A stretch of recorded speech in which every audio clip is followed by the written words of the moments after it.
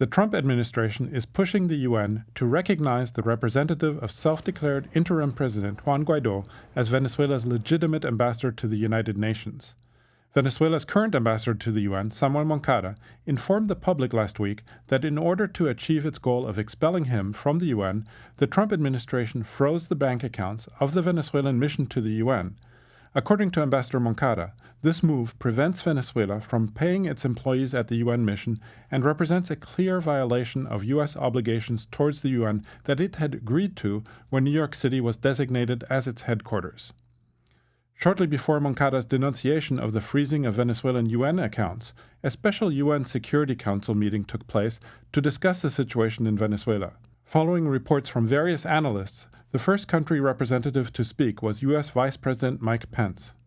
But now that nations across this hemisphere have spoken, the time has come for the United Nations to recognize interim President Juan Guaido as the legitimate president of Venezuela and seat his representative in this body. This body should revoke the credentials of Venezuela's representative to the United Nations, recognize interim President Juan Guaido, and seat the representative of the Free Venezuelan government in this body without delay.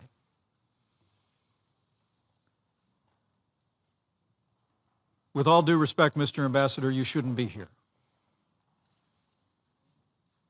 You should return to Venezuela and tell Nicolas Maduro that his time is up. It's time for him to go.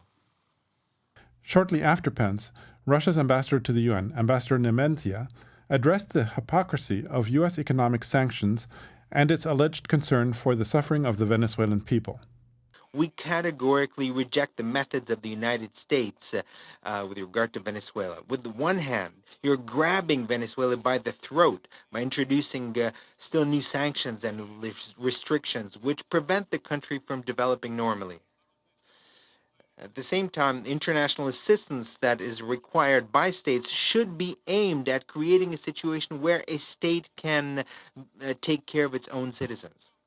However, with the other hand, you are also picking the pockets of Venezuelans. You're shamelessly expropriating Venezuelan assets in Western banks. Just from the beginning of this year, you have taken some $30 billion from the country, claiming that only the self-proclaimed President Guaido can use those funds.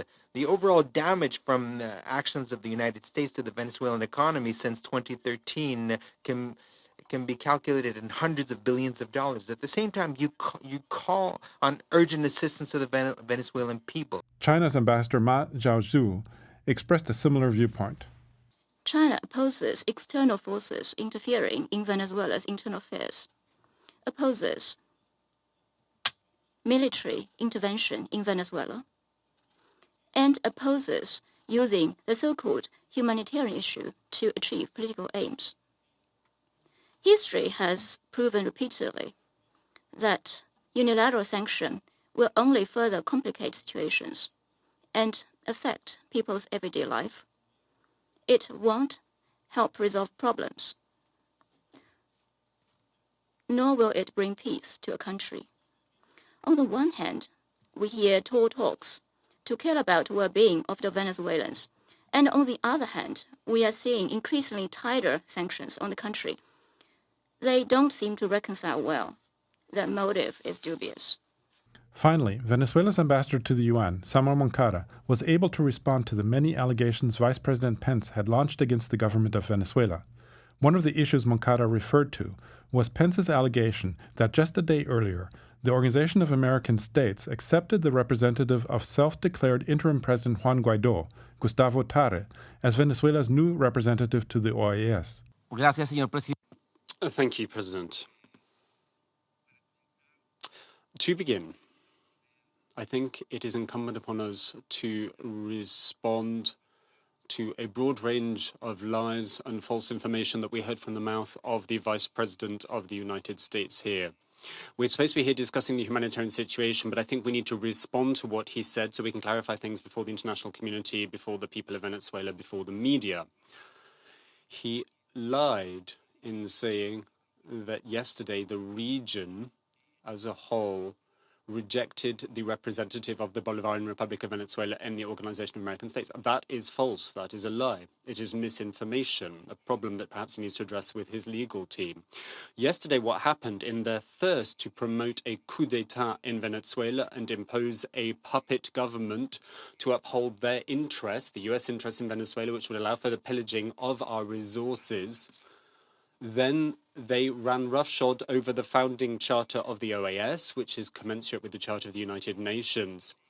And they twisted the law to such an extent that what was approved was not the expulsion of the representative of the Bolivarian Republic of Venezuela to the OAS. Rather, they approved and adopted the inclusion of a representative of the National Assembly of Venezuela.